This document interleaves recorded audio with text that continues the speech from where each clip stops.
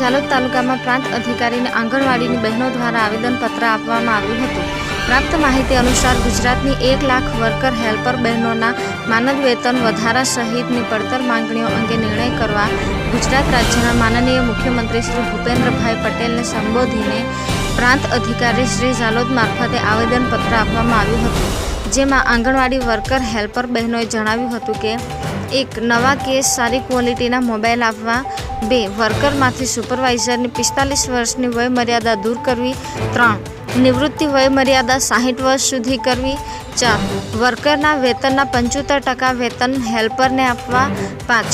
ICDS સિવાયની વધારાની કામગીરી ન સોંપવી। 6. આંગણવાડી વર્કરોને પ્રોફંડ ASI તથા પેન્શન યોજનાનો લાભ આપો। 7. આંગણવાડી વર્કરોને ભર પગારી રજાઓ તથા માંદગીની રજાઓ સહિતની